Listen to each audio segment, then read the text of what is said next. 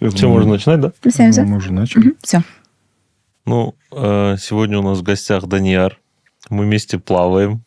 Ну, как плаваем, да? Кто-то плавает, кто-то наблюдает. Да, кто-то плавает, кто-то на тренировки не ходит. Ну, я уже слышала, что вы год вместе занимаетесь. Rhythm is life by Dart. Всем привет, меня зовут Айден, я являюсь операционным директором компании Дартех, а также соведущим Rhythm is Life. И у нас сегодня в гостях Данияр. Мы вместе с начала года уже плаваем. Ну, как плаваем? Кто-то плавает, кто-то не ходит на тренировки. Привет, Диме. Кто-то в чате активно поддерживает. И с вами я, соведущая подкаста Rhythm is Life, Зарина Кайратқызы. Меня зовут Данияр, я отвечаю за рекламные технологии в Яндексе в Центральной Азии. Но сегодняшний подкаст будет не только про рекламу, но и про плавание. Про спорт, да, в целом. Да. Данияр, расскажите в целом о себе, как вы начинали, в целом вашу карьеру, образование. Ну, у меня образование, наверное, стандартное, как у большинства, так скажем, населения в Казахстане, которое не равно текущей профессии.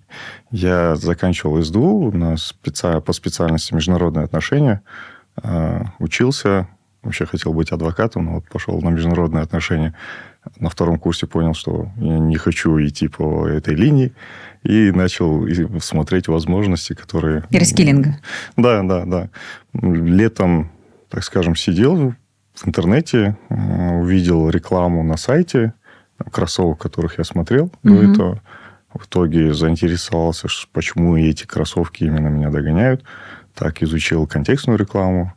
Потом, собственно говоря, после окончания универа немного проработал в рекламно-диджитальном агентстве. И получилось пройти отбор, так скажем, в Яндекс. То есть, получается, сразу в Яндекс? Ну да, там после универа короткое время. Я в Яндексе уже почти 7 лет, на самом деле. Как раз в 2017 году открылся наш офис. И вот с того времени здесь развиваюсь и еще что-то делаю. Круто, классно. Айден, хорошего гостя позвал. Да, я даже не знал, что Данияр уже 7 лет работает в Яндексе. В бассейне там уже как не получается общаться, потому что там только на вдохе, да, так друг друга посмотришь, и все потом. Я, кстати, знаешь, когда меня спрашивали, почему я выбрал именно плавание, почему это меня увлекло, да, я помню, я так отвечал. Что классно в плавании, это ты плывешь, и вот тебе, ну, например, да, ты там на работе весь день там на работе и так далее, стресс, и ты пришел вот так вот, ну, в спорт, чтобы вот это все выплеснуть. И плавание – это крутое место, где ты вот плывешь, и никто не может тебе подплыть и начать с тобой разговаривать, знаешь. Вот ты можешь сам по себе, там, у тебя вот есть пол, есть иногда стена, от которой ты отталкиваешься, и ты вот кружишься, и там, ну, как бы никто не будет тебя отвлекать, общаться с тобой. Спорт, в общем, это интроверт. Социофоба, да, так назовем. Басқа спортта келеді ғой, міндетті түрде жаныңа келіп әңгіме айтып. А почему ты выбрал плавание? Плаванием я, по идее, занимался еще, так скажем, в школьные времена, там, в начальных классах. Там есть разряд, и вот самый первый спорт это было как раз плавание. Потом там разные секции, разные направления. Но, так скажем, как Родина зовет, да, если так назвать. И поэтому, да, просто... И еще Айгуль, привет. Добровольно-принудительно, так скажем, вернула в этот спорт. И я считаю, что плавание – это отчасти королева спорта, потому что в плавании ты полностью развиваешься. У тебя не только там единоборство, да, там верхняя часть, или там, не знаю, бег, нижняя часть, а тут прям полноценно ты развиваешься. Поэтому там можно так сказать, чтобы детям первоначально в плавание отдавали, потому что там человек развивается. Я тоже в школьные годы занималась плаванием, так что нас троих объединяет плавание. Ну, есть еще, да, кстати, есть такое, то, что я сам родом с Шымкента. У нас еще это вот 2000-е годы, когда первый раз пошел, там не как в Алмате есть там не знаю, там, в саду, да, там, где мы занимаемся, да, уже такие более комфортные помещения. Это было такое детско-юношеский, там, по-моему, центр он назывался, там, Олимпийского резерва, школа, да, Олимпийского резерва. Бассейн, он, и для вашего представления, это бассейн, где нет кафеля, то есть он полностью бетонный. Чтобы в бассейн попасть, ты выходишь с улицы, с раздевалки, идешь в бассейн. Зимой ты просто под открытым небом идешь. Потом зимой там, судом бу шадос, жило судом. Там бу вообще жег. Просто, муздай су примерно. И там единственное отопление, это было вот бассейн в конце дорожки, где глубина. Там, по-моему, вот это... Стоял фильтр, наверное, который просто горячую воду чуть-чуть... Не было. Там просто залили когда-то воду. Вода, я серьезно говорю, там не было фильтра. Это просто вода, как, я не знаю, в какой год залили эту воду. Она была мутной. И в конце, на глубине, там была большая труба от теплосети, которая в соседний дом шла. И вот, по сути, вода от этого грелась. То есть там теплее было, чем на мелководье. И вот вы все туда поближе. Да, а ты вот как раз задача туда быстрее плыть, согреться и обратно плыть. Но я болел просто этими, по-моему, пилонефрит называется, хронически там, казалось бы, хронически, но вот как раз за счет вот этих экстремальных условий, назовем его. Подправил здоровье. Да. И у меня просто убрали этот диагноз. Это что за болезнь? Я просто не Это почки. Почки? Да. Ну, и вот, по сути... Поэтому, наверное, мне так он близок спорт, потому что от такой заразы избавился. Мне кажется, все те, кто болеют почками, могут плавать. Только проконсультируйтесь с врачом. Окей, классно. А сейчас чем вы занимаетесь? В Яндексе я отвечаю за рекламные инструменты. Моя основная задача – это отчасти развивать рекламный рынок, потому что из международных сервисов, из международных, так скажем, рекламных инструментов в Казахстане представлены только мы.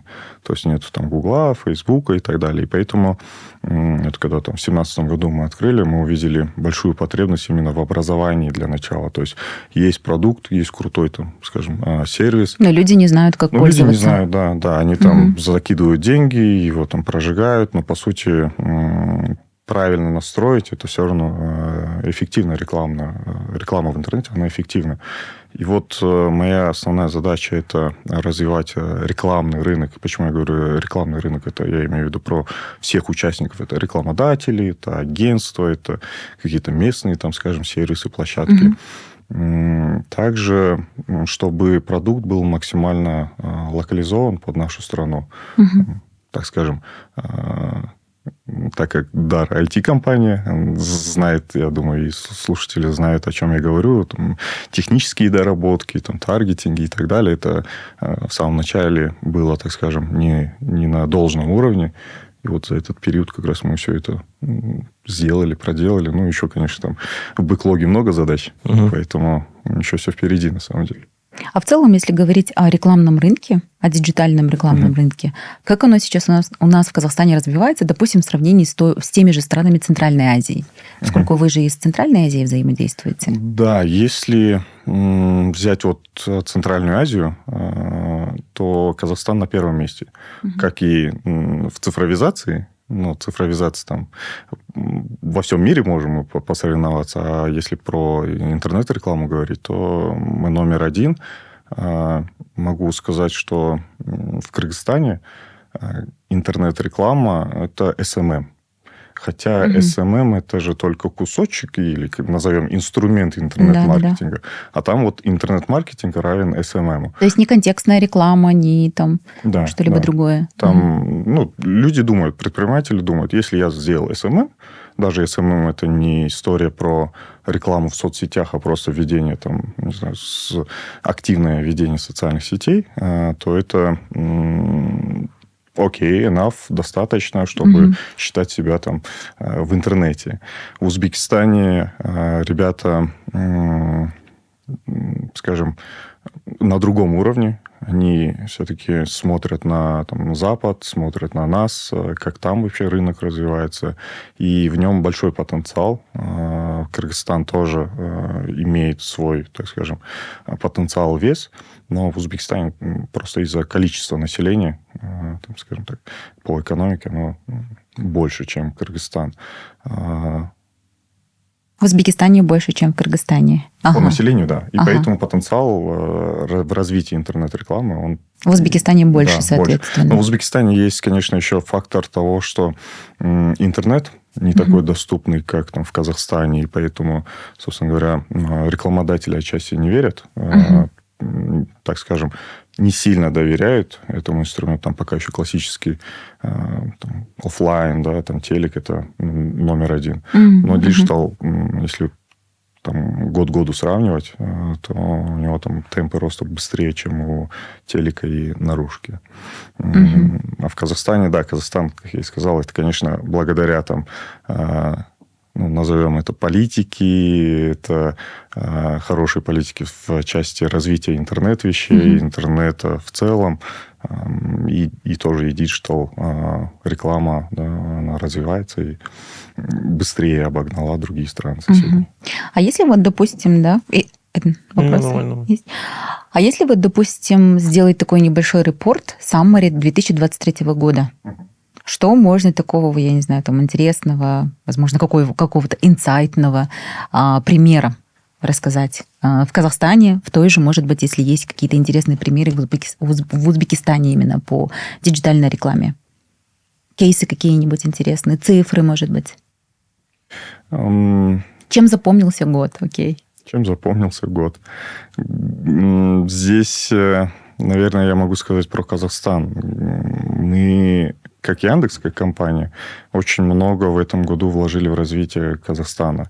Потому что Казахстан – это для нас такая территория, на которой мы хотим, так скажем, обкатать там большую часть гипотез для того, чтобы была возможность выхода там на другие, так скажем, на дальнюю международку и так далее. И поэтому вот в Казахстан, если вы посмотрите, помимо рекламных инструментов, где мы тоже сделали большую часть локализации, у нас сейчас развивается там поиск. У нас Алиса на казахском уже может говорить. Кстати, я развивается. Дома хотела Алису қазақша сөйлеген, но что-то Алиса түсінбейді. Да, Алиса пока работает на устройствах, в приложении, поисковом приложении. Мы планируем ее там где-то ближе к весне, может быть, в начале первого квартала уже и в станции загрузить, потому что пока это, так скажем, разные сущности. А я такая услышала в интернете, прочитала это домой, пришла, говорю, Алиса, қазақша сөйлейміз. Она молчит. Ну, да. Алиса қазақша түсінеді, бірақ сөйлемейді ма? Я не знаю, этот язык. Ну да, это в плане проработки, потому что ребята в начале года коммитились, так скажем, чтобы Алиса до конца года заговорила на казахском, но она заговорила, так скажем, как это, план пятилетки раньше времени выполнили. Она осенью уже там была там в закрытом, так скажем, тесте, обкатывалась и уже вот сейчас доступна. Поэтому, по идее, то, что она уже в приложении появилась и на казахском языке, и это... Первая история, чтобы голосовой ассистент работал на другом языке, на другом языке, неравном, где создали, да, так назовем. То есть другой язык, когда добавили. Это первый кейс, и это первая история. Поэтому 23-й год, наверное, Алиса на казахском. И то, что мы свои инструменты очень сильно начали локализовывать, и много вещей завели в Казахстан. Там недавно, наверное, слышали, был Яндекс.Кап. Это чемпионат по спортивному программированию. Он был не только для Казахстана, а он в целом такой глобальный. Там с Германии ребята, с Нидерландов приезжали. И финал провели как раз вот здесь, в Алмате, вот, по-моему, недели 2 назад. Там призовой фонд в районе, по-моему, 40 миллионов тенге разыгрывался. И для нас это такое крутое событие за 3 года в офлайне финал провести в нашей, так скажем, стране, вот в городе, где мы были. Я там сам на этом приветственном слове говорил и прям видел, что ребята там скорее сидят на старте, готовы вот после «Окей, let's go» начать программировать. То есть за счет этого другие вот как раз умы и таланты IT посмотрели на Казахстан, побывали здесь. Кто знает, может быть, это, как скажем, чуть-чуть мы поспособствовали тому, чтобы и IT-рынок наш казахстанский бустанул, и там на какой-то мировой арене, да, там занял почетное место. Ну и, кстати, 4 место выиграл, по-моему, Батыр зовут парня, как раз из Казахстана. Из Казахстана, да? По спортивному программированию. А первое место? Первое место, я честно не знаю. Мне Батыра было достаточно в списке. Ну, по программированию в целом, ну, я сам занимался в университете спортивным программированием, вот ACM, ACPC, да, там, и у нас были прям команды очень сильные, которые проходили часто финал. Я знаю, что там первые места, конечно, в финале занимали долгое время и россияне, это там и Москва, и Санкт-Петербург, да, но и Казахстан всегда там неплохо выступал, я так скажу. И были очень сильные ребята, которые там в школьные годы занимали там золотые медали по информатике, там, да, по программированию. Вот. Да, Поэтому... у меня там с параллельных классов, я сам тоже с лицея, с казахско-турецкого, ребята активно как раз участвовали в международных. Да, Казахстан как, скажем, сущность разработчиков, да, участников, оно... Ты правильно говоришь, оно такое имеет место. Вот территориально, говорит Казахстан, так скажем. Здесь, кажется, вот как раз... Идентика, имидж.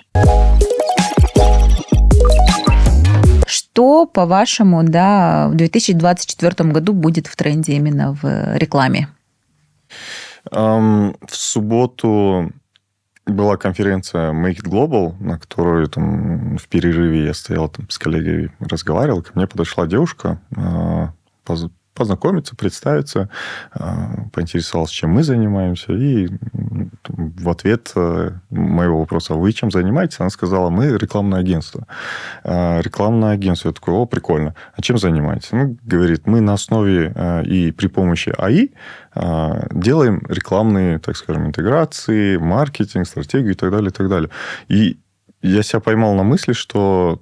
Точнее, я дальше задал вопрос: а вы своими АИшками работаете или нет? Ну, там, конечно, ответ был такой, что мы разрабатываем свои АИ, но в целом, да, используем внешне. И вот в тот момент я словил на мысли, что, по сути-то, сейчас как раз, если найдутся и, наверное, есть энтузиасты, которые исследуют АИ-историю, то они могли бы как раз за счет этого построить какой-то, ну, может быть, такой где-то бизнес, либо начать помогать. Потому что там за Canva там, и так далее, разные, да, там, инструменты, сейчас зайди, их там миллиард, там, которые... Просто видео. Там даже, по-моему, есть ролики по тому, как зарабатывать там, в Ютубе, в других там соцсетях. Загружаешь там какой-то большой подкаст, как сейчас, например, в этот АИ, он тебе начинает его нарезать на кусочки. Мы так и делаем. Ну вот. Мы уже пользуемся нейросетями, да. Ну вот, тогда. И, собственно говоря, на этом-то и можно, на самом деле, зарабатывать. И прикольная тема, что ты можешь еще и, так скажем, упаковать это в продукт, и в рынок это выводить как уже какое-то готовое решение. Ну, да, могут возникнуть вопросы. Это там, ты же не своими руками делаешь и так далее. Но было же потрачено время и ресурсы на изучение этих продуктов. Но, тем не менее, даже после тех монтажей наши монтажеры сами сидят, потом это все перепроверяют, где-то там вносят докорректировки. Ну, то есть просто полностью 100% или на все 200 довериться AI, это практически невозможно. Да, но он, допустим, там 60, наверное, какой-то 70% работы он может перекрыть на текущий момент. Особенно касаемо в креативной индустрии, в рекламной индустрии, там плюс-минус эти же баннеры создать, там, не знаю, текст какой-нибудь, плюс-минус стратегию, хотя бы там в чат GPT закинуть, там, в Яндекс GPT, да, к примеру, и хотя бы основу, рыбу, так назовем, получить и двигаться. И вот поэтому из трендов это я бы, не знаю, обратил внимание на АИ-инструменты, а именно использование их как в коммерческих целях, так и не в коммерческих. Но у нас сейчас как АИ, если взять так общий масс, сегмент людей, да, населения, они используют чат GPT и около эти инструменты, как, там, не знаю, просто забава, да, там, задать вопрос для фана, там, смотри мне, чат GPT что ответил, к примеру. А это же можно использовать, так скажем, может быть, в целях, для которых они и создавались. А вы используете? Да, кстати, вот сейчас... Под капотом Алисы стоит чат GPT, да? Кстати, не чат GPT, Яндекс GPT там стоит. Да, вот лично я сейчас эту историю изучаю, даже вот в наших каких-то там моментах коммерческих, где-то какие-то там внутренние бизнес-процессы попробовать пооптимизировать. Казалось бы, да, там, не знаю, я за коммерцию, за продажи отвечаю. Все-таки эта история еще у нас там в центральноазиатских странах это там face-to-face, человек к человеку, но какую-то рутинку можно закрыть, попробовать при помощи вот этих... Ну, я с этим согласна. Я, допустим, пользуюсь чатом GPT. Ну, тогда я должен задать вопрос, который вы мне, может быть, зададите, но я на опережение пойду. Заменит ли АИ человека? Я не думаю. Нет? Я не думаю. Скорее всего, AI заменит Большинство, какие-то возможно. вещи, которые ты делаешь, да, условно там, вот вряд ли он заменит тебя полностью, но он может заменить какую-то часть твоей работы, и твоя специфика работы немного поменяется. Это умение работать с ним, правильно его, грубо говоря, там направлять и так далее, да. Вот я читал про этот момент, есть классное выражение, говорит, пока бизнес не знает, как сказать, пока бизнес не знает, как тебе передать то, что он хочет, да, человека из этого уравнения ты не уберешь. То есть есть люди, которые там, пока ты вот задаешь вопросы и так далее, и потом ты только понимаешь, что он хочет дать тебе. И то же самое, если человек не может объяснить, что он хочет, да, там, какой, например, сайт хочет и так далее, то он это и АИ не объяснит, да. То есть АИ будет не понимать, что происходит и там, что хочешь. Вот для этого же есть АИ-тренера. Сейчас, кстати, профессия на ровном месте появилась. Вот я и говорю, то есть есть какие-то моменты, где твоя специфика работы меняется. Если ты раньше кодил, то, скорее всего, теперь ты будешь такой человек, который будет там спрашивать, а что ты хочешь? Вот это хочу. Окей. Пошел, чат GPT написал, так, мне нужен вот такой кусок, кусок. Все это чуть-чуть подправил, исправил и сделал обратно. И вот, ну, такой. Сейчас у тебя, если в процентном соотношении, насколько часто вот идут, чтобы запрашивать код? У ChatGPT? Ну, да. Ну, я думаю, что половина точно этим пользуется. Ну, как бы, я не считаю, что это плохо. Окей, если ты можешь из ChatGPT взять кусок кода, его там подправить под свои нужды и использовать, при этом сэкономив время, окей. Но если ты в тупую копируешь, вставляешь, да, а потом из-за этого куска кода там большие проблемы, то, ну, тогда к тебе вопрос. Вот такое больше отношение. А его можно будет записать в навык как раз, когда интернет там появлялся, так скажем, появлялся новый навык серчить, да? Ну, уметь находить информацию в интернете быстро. Ну, это до сих пор даже в науке. Да. Если ты правильно ключевые слова не подбираешь, то тебе, соответственно, Google, даже тот же Google Scholar или там еще что-то, да, то есть академические именно search эти функции, они не будут работать, они не будут выдавать тебе то, что тебе нужно. То есть этому навыку отдельно там условно обучают. Вот и вопрос мой как раз... Появится ли потребность или указание этого навыка в будущем у разрабов? Уметь условно... Ну, вот как ты говоришь, что в этом ничего плохого нет, в том, что они идут к АИшкам и запрашивают кусок какой-то кода. Главное, чтобы он умел разбираться в том, что правильно мне этот код дал или неправильно. То есть промпты, да, насколько понимаю? Нет, не только, все. Ну, как бы... Смотрите, еще есть такой момент, да, до этого писал пост, где ты там... Если правильную формулировку дать, он тебе прям даст хороший ответ, с которым ты уже можешь работать. Поэтому, да, умение гуглить, это вообще там я бы для любого, там, не знаю, айтишника, разработчика, да, там и так далее, поставил бы первым вопросом, да, вот научись гуглить. Если ты научишься гуглить, ты научишься получать ответы. А потом уже то, что ты говоришь, да, там, если ChatGPT тебе дал ответ какой-то, да, посмотри, изучи, насколько он там тебе хороший ответ дал, да, там, окей, ты не готов писать 1000 строк кода, но хотя бы посмотреть его, то, что он тебе выдал, там какие-то места под себя поменять, потому что какие-то бизнес-задачи, они могут отличаться от того, что там он тебе выдал. Вот. Как-то то есть, как и серчить, так и в будущем уметь правильно обращаться к AI-шкам, GPT. Это как навык будет, да? Да, да. А вот... Потому что даже многие сейчас элементарно даже не знают, правильно же, как пользоваться и как правильно задавать вопросы. Да. Ну, для фана просто, не знаю, там, расскажи про что-нибудь. Ну, если ты хочешь прям конкретный такой ответ, я, допустим, не побоюсь сказать, какие-то, допустим, свои силабусы для университета я там преподаю, я, допустим, делаю вместе с GPT, научилась. То есть я буквально там в августе, в сентябре не могла это делать, а сейчас я прям знаю четко, как мне задать этот вопрос и как мне получить очень хороший, качественный ответ.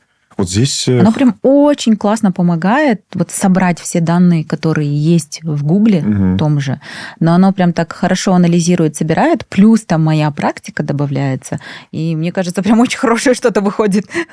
Самое еще крутое, это то, что ты ему говоришь, вот как он тебе этот ответ должен дать? Как профессор? Как студент? А я прям таки говорю, я такая-то, такая-то, PhD, там то-то, то-то, преподаю такой-то, такой-то subject. И для этого сабжекта, для моих там магистрантов то-то, то-то, то-то, нужно то-то, то-то, то-то. А я тебе еще плюс даю такие-то, такие-то данные. Плюс.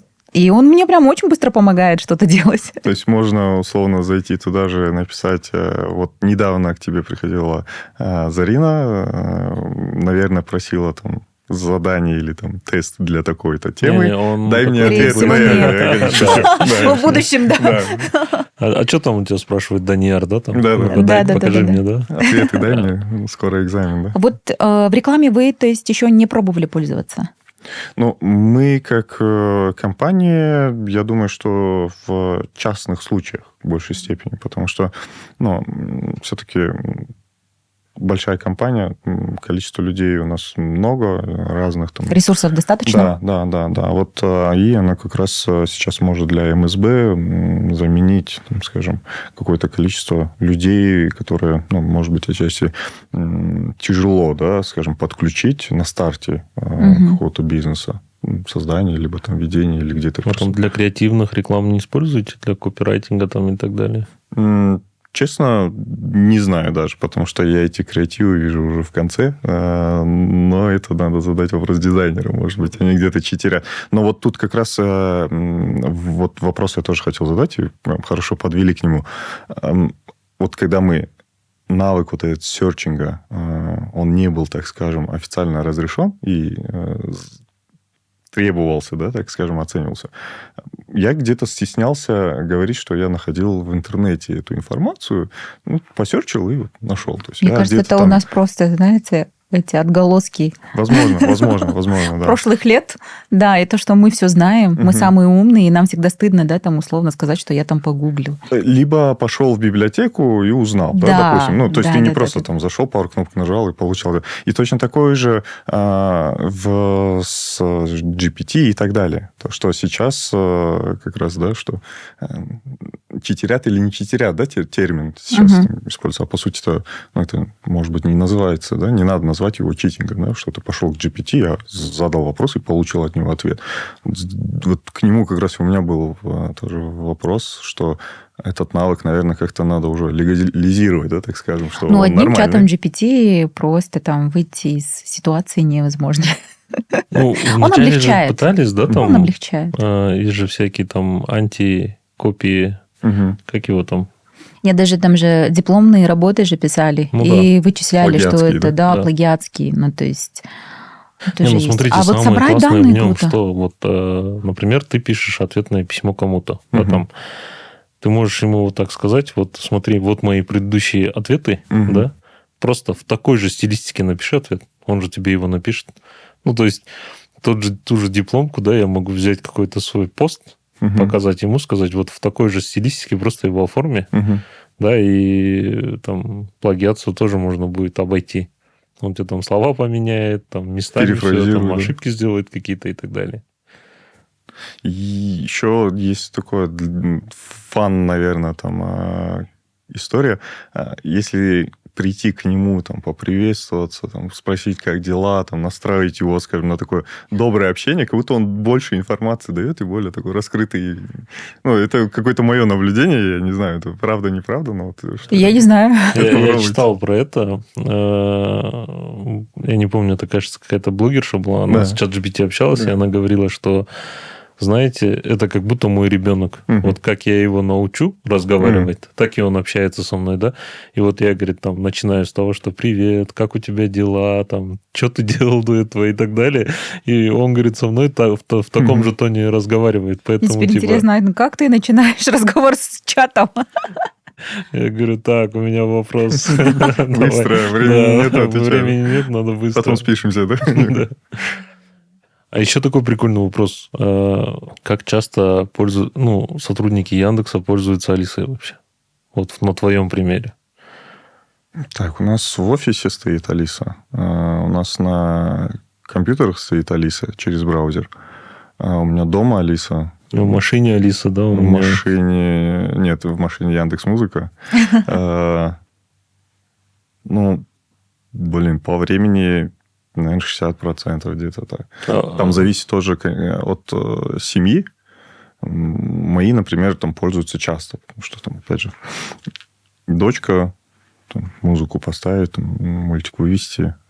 Если там один в семье, то, наверное, поменьше уже, так скажем. Угу. Поэтому часто.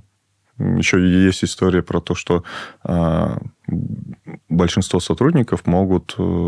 так скажем, бэкхантерами быть. И это как бы... Ну, все, да, так скажем, бэкхантеры.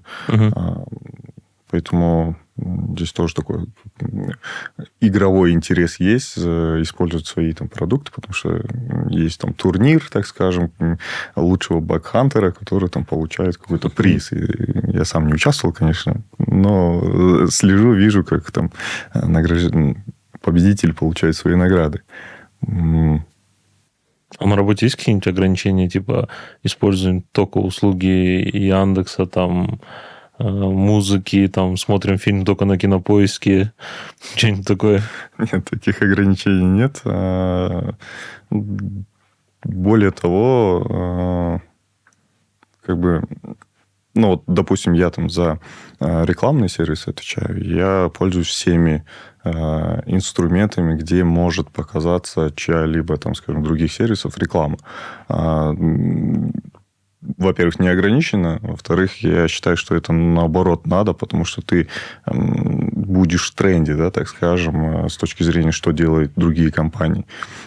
Увидел новую фичу, понес к нашим. Смотрите, какая фича, к примеру. У нас там, не знаю, там в Казахстане залетает, так, к примеру. Ну, все, щелчок, кстати, мне вот интересно, касательно рекламы, да, в Яндексе, где реклама лучше продвигается у вас? Ну, по статистике вашей. И говорите ли вообще о таком? Конечно, исследований много. Более того, там есть такие детальные данные по индустриям, по когортам разным и так далее. Зависит в большей степени от бизнеса. Ну, вот в Казахстане, к примеру, IT. Сколько у нас, да, там IT, ребята смотрят из мира IT. Допустим, им, если они заходят с какой-то рекламой, той же рекламой, к примеру, там, образовательного, да, какого-то продукта, куда им лучше заходить?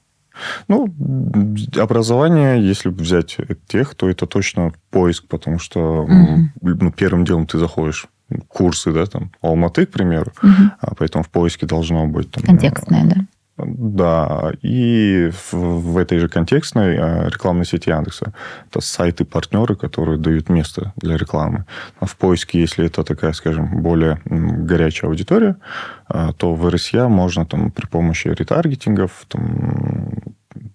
таргетингов, тех же самых по интересам, находить аудиторию вне, так скажем, поиска, которая уже четко сформулирована, пришла. Есть же аудитория, допустим, не знаю... Как это... У них, по-моему, определение есть, в котором постоянно обучаются. Надо, не надо. Но они всегда чему-то учатся. Да? Там, не знаю, там он на прошлой неделе там, про искусство курс закончил. А в этом он теперь пошел там, в ML, да, курс. Ну, ребята, так скажем, разносторонние. Но таких же можно как раз найти. Мы знаем, что он всегда учится, но он не дошел до финансов, к примеру. Жертва маркетинга. Ну, да, где-то может быть. Но ребята, наверное, они молодцы в любом случае. Можно их найти и им показать, что есть курс по финансам. Они, как я и говорил, искусство, а теперь финансами занимаются. Поэтому как раз вот рекламная сеть Яндекса, она дает возможность найти заранее, так скажем, по предиктивной модели и показать им вовремя. Но если так глобально брать, вообще нельзя отказываться от какого-то инструмента в пользу какого-то отдельного одного. Это как в этом фильме «Матрица», да, там 2 таблетки, выбирай. Мы на самом деле, вот, как я говорил в начале, мы обучали рынок, обучаем, будем обучать. И мы говорим о том, что надо выбирать 2 таблетки, а если есть возможность, еще попросить таблетки у этого там Сириуса, да, или вот у этого чувака. Потому что есть аудитории, которые не пересекаются. Ну, то есть их не так много, но они все равно есть. И там, если на бизнес там метрики перевести, то это может быть ощутимая, да, аудитория, там, более денежная, так скажем. Поэтому надо пробовать, надо смотреть. И самое главное, это вот эксперименты, не бояться чего-то нового. Потому что, да, технологии есть, так скажем, 3 кита, да, там киты, которые вот давно, вот та же самая контекстная реклама. Но есть другие инструменты, которые выходят, уходят. Ну, в целом надо пробовать, смотреть. Даниара, если вот из личного опыта, да, вот за эти 7 лет, вот можно, да, рассказать какую-нибудь очень интересную, крутую историю, либо какую-нибудь фейловую историю, да, на которой прям вот ошибка, да, на ошибке вы чему-то пришли, чему-то научились. Поучительная, скажем так. Наверное, я хотел бы одну историю с точки зрения кейса, если там, скажем, такой неожиданной концовкой и неожиданного подхода. Что было дальше, будет дальше. Да. Пришел рекламодатель, который только начал завозить, у него, по-моему, какое-то промышленное оборудование было. Пришел с запросом, что вот я поставщик промышленного оборудования, у него там 5-6, скажем, клиентов потенциальных, он знает, где они сидят, но проблема в том, что они уже работают с другими, и когда ты звонишь к ним, они говорят, там, нету ЛПР, нету начальника, позвоните позже. У нас есть сервис Яндекс Аудитория, ну и в целом есть аналогичные инструменты, которые позволяют территориально выбрать определенную зону, здание, там, радиус какой-нибудь, и показывать в этом аудитории из этого геолокации определенную рекламу. Я ему предложил, давай мы с тобой тогда немного многоходовочкой поработаем. Сначала выберем эти здания, где у тебя сидят твои потенциальные клиенты, запустим рекламу с, так скажем, не продающую, а где у тебя рассказывается про компанию. То есть там баннер, бренд, плюс-минус, типа станок и все. И ввести на страницу о нас, о компании. Неделю эту запускаем, вторую неделю мы уже начинаем про продукцию говорить, а на 3-ю неделю у тебя начинают твои продавцы звонить уже. Вот мы сделали эти 2 шага степа, и на 3-ю неделю ребята начали звонить. Вот на 3-ю неделю, по сравнению с тем, что они до этого там звонили, конверсия, так скажем, улучшилась. во встречу, да, она просто в разы улетела вверх. И это прикольный кейс с точки зрения, что вот этой многоходовочкой, зная как раз, какие есть инструменты, получилось этот бизнес развить. Он до сих пор сейчас То есть бизнес может к вам прийти на обучение и запускать, да, свои какие-то рекламные да. Тут важно понимать,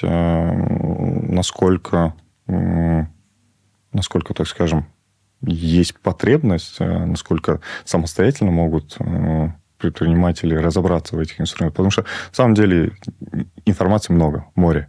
Тот же самый. Они либо могут сами разобраться, либо они могут за помощью обратиться к вам, и вы вот, ну, там, поизучаете, проконсультируете и поможете, как правильно, да, использовать всё это? Да, все верно. Здесь мы исходим из задач клиента. То есть он приходит, рассказывает про боль, потребность, а инструментариев у нас много, там больше 80 сервисов. Где-то там даже какие-нибудь кросс-истории можно придумать, покрутить, так скажем, там, с едой, с такси какую-нибудь историю придумать. Ну, выйти за рамки там, контекстной, так скажем, рекламы. Окей. Но поскольку нас слушают и студенты, и молодежь, хотелось бы спросить, и, скорее всего, это уже какой-то традиционный, да, вопрос в наших эпизодах, а какими качествами должен обладать, допустим, будущий, да, скажем так, молодой человек, да, который хочет также, да, в направлении рекламы, маркетинга, бизнеса работать в определенной компании, да, крупной, к примеру. Что он должен в себе развивать, в том числе и софт, и хард-скиллы? Хард-скиллы – это, ну, безусловно, там, так скажем, хард-история про инструменты. Также к хардам я бы отнес какие-то базовые, может быть, хотя бы базовые там, понимания по программированию, чтобы какой-то технический такой, скажем, склад ума был. Если по софтам, что я отмечу для любой, так скажем, специальности, это человечность и это, ну, быть самим собой. Если говорить про там, рекламную индустрию, то это гибкость, это отчасти где-то, наверное, ну, такой open mind, да, чтобы ты не жил в своем таком каком-то боксе и все, да, там шаг влево, шаг вправо, нет, да. Потому что индустрия IT, около IT, диджитальный там, маркетинг, он быстро развивается, он быстро меняется. Если ты не успеваешь там за трендами, и у тебя может быть хотя бы нет момента там предикта, то ты будешь, вот, так скажем, может быть, где-то ниже среднего уровня. Поэтому здесь нужно быть вот таким прям open mind и самому искать возможности обучаться, искать какие-то знания. Смотри, Даниэра, когда ты, ну, вот ты говоришь, что ты начинал это где-то примерно в 2016 же, да, году? И на тот момент вроде Яндекс практикума не было, да, еще? Нет. Вот, ты можешь этот путь рассказать? Как ты вообще, ты на какую-то практику попал в Яндекс, да, и за эти годы ты, получается, проделал такой путь и достиг, ну, такой позиции в компании Яндекс. Вот чтобы там для тех, кто хочет тоже туда пойти, да, там начать работать и там достичь таких же результатов, как минимум. И в целом вообще, как проходит у вас интервью, да? Тоже интересно. С чего ты начинал? Что ты изучал? Ну, как это все происходило? Потому что ты там, по сути, поменял свою специальность и начинал, грубо говоря, с нуля. Вот такие практические советы. Точно надо понимать, куда ты хочешь в самом начале. Потому что, ну, не знаю, там, что-то хочу там в IT делать. Это такое все размазанное, и ты будешь, условно, с этим размазанным ходить что-то пытаться делать. И результат такой же будет. Я вот, как говорю, летом там увидел рекламу, пошел просто изучать, потом пошел там, так скажем, foundation в рекламном агентстве провел, понял, как вообще там... Это работает? С чем это есть? Да. И в Яндекс там у меня, я сейчас не помню, либо 4, либо 5 этапов было собеседование там, с разными людьми, по всем каким-то... И кейсы были, давали. Вот, прошел, но... Дальше я выбрал, так скажем, стратегию там, stay hungry, stay foolish, да. И вот просто там, как в этом фильме, кто там на цементный завод? Я, да. Кто на это? Я. И вот реально так и было.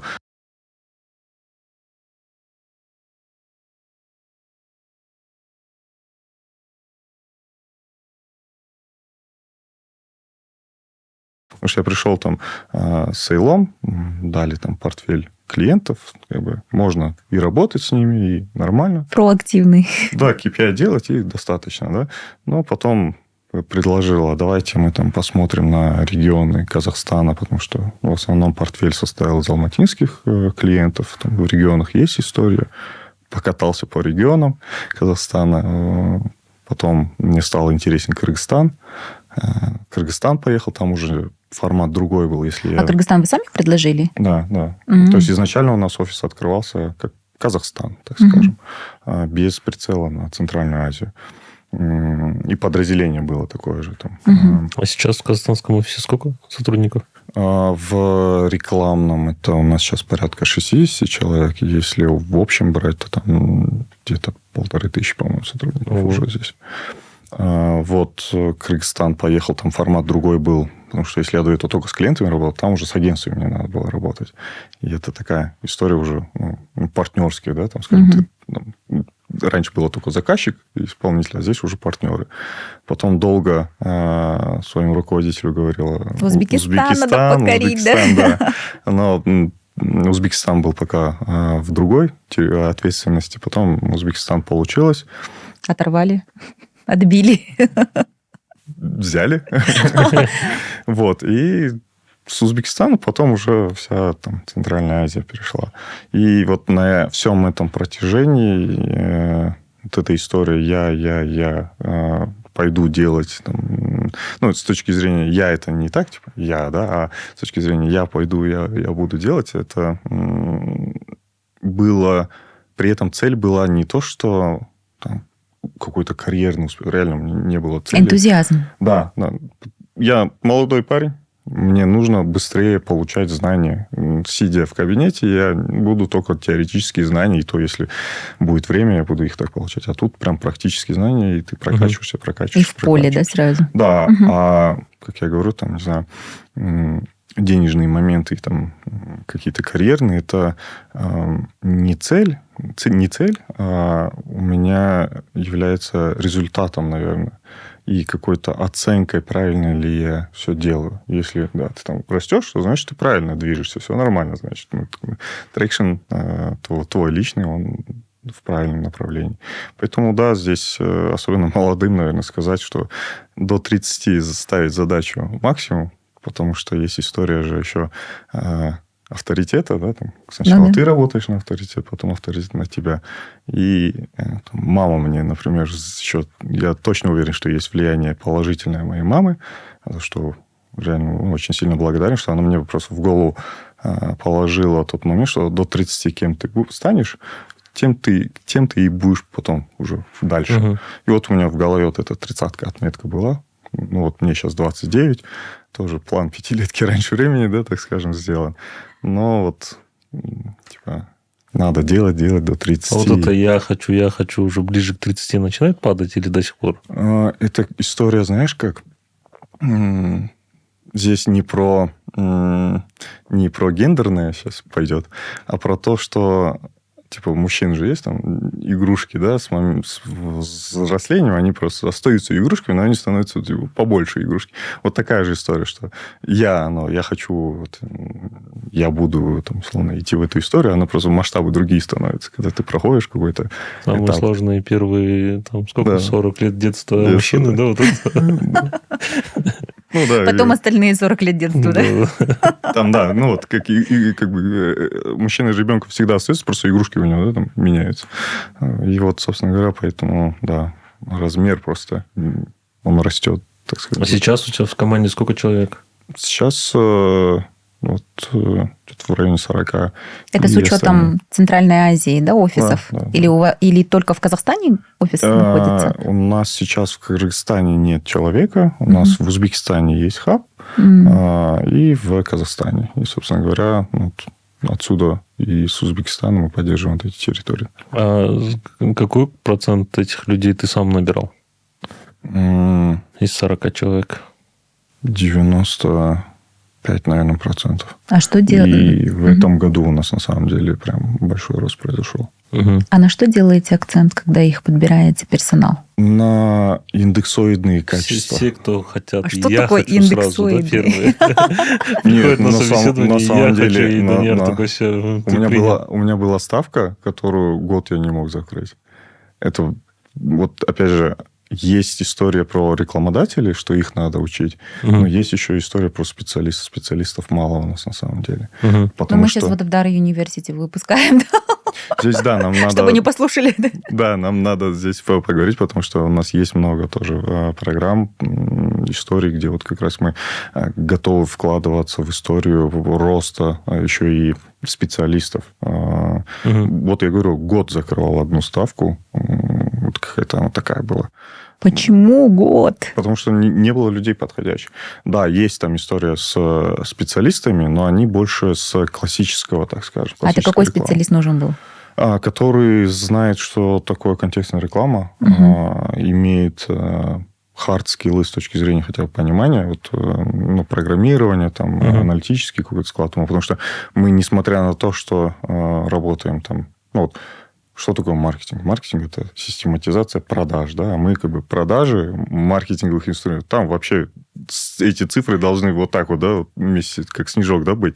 И этот человек должен уметь из этих цифр находить важное и клиенту как раз объяснять, что смотри, там, вот сюда идешь, что это найдешь, сюда пойдешь, там, здесь лучше, потому что там цифры показывают. И таких мало людей. И еще есть, да, фактор индексоида. Вот мне интересно, что такое фактор индексоида? Это любовь к бренду? Да, это любовь к бренду. Это да, любовь к бренду Яндекса. И история про... За идею. Вот реально просто работают за идею. Несмотря там, на переработку, не переработку и так далее... Ребята готовы просто делать на энтузиазме. Вот этот момент индексоидности, он прям сильно. И там, посмотреть на коллег, которые вот делают вот эти все, там, больше 80 сервисов, они все вот заряжены идеей про помощь пользователю. Во главе у нас, например, стоит счастье пользователя. А потом уже там история какая-то там коммерческая и так далее. Ну, вот вы как руководитель, да, как вы вот создаете вот эту атмосферу в команде счастливую, чтобы они были полны энтузиазма работать, там, я не знаю, овертайм, к примеру? Где-то, наверное, быть как сектантом, да? Я шучу. Надо... Ну, это, наверное, просто передается. Потому что я себя считаю там, так скажем, этим индексоидом, потому что мне передали в свое время вот этот дух индексоида, и я это тоже передаю. И на этапе собеседования ты уже понимаешь, вот человек индексует, не индексует, вот насколько он вольется в нашу, так скажем... То есть вы уже интуитивно чувствуете? Да. И человек уже там, да, приходит, и ты уже понимаешь, что не надо будет там много времени тратить. Ну, допустим, да, там условно человек только закончил, ну, человек, говорю, студент, да, молодой, только закончил университет, либо какие-то там дополнительные курсы, неважно, там, не Дарью, даже ваш Яндекс.Практикум, да, к примеру, приходит к вам, есть ли шансы устроиться на работу? Конечно, есть. Вот я лично на собеседовании открываю резюме и смотрю на опыт. Во втором плане у меня там образование, там, не знаю, универ и не универ, там специальность.